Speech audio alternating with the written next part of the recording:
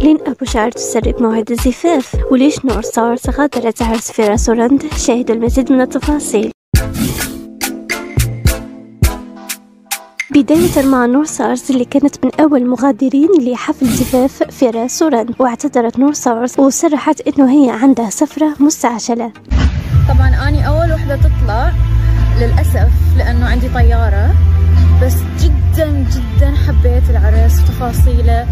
ألف مبروك فراس، ألف مبروك رند، إن شاء الله الذرية الصالحة وما تشوفون غير الأيام السعيدة يا رب. هسه عندنا طيارة لازم نروح. I know you told your friend you're not okay and tell me what's wrong. نمر إلى لين أبو شعر اللي كشفت إنه عرس أختها تالا راح يكون هالسنة. تالا شو هالجمال هاد، واو كتير حبيت الفستان. معتز كتير طالع حلو كمان.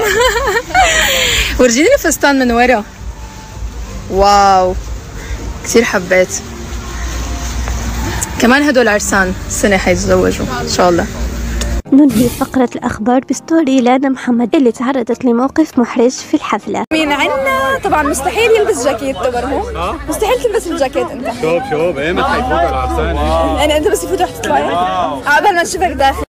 يا الله مع عروستك اللي مش هتلاقيها بحياتك. هو الفكرة حتلاقيها يعني عرفتيها العروسة. ما انت ما حتكوني معزومة. لا انا مش عاجبك رح اكون معي، والله برد عليكم من فوق، والله بكب عليكم ستور مي، والله بولين مي من وين انتوا رح تكونوا برمي من بعيد. لهالدرجة قليل ذوق يعني. لا مش قليل ذوق، بس انا كيف ما تعزمني يعني؟ ليش؟ جنة الأطفال ما نازل لهم، ضلك بالبيت. طب كيف انت قاصر رح تكون، ليش تتجوز؟ ايش دخل؟ ايش دخل؟ قاصر إذا أنت قاصر زيادة. لا أنا مش عن طيب، أقسم بالله كنت لا والله تبكي جماعة.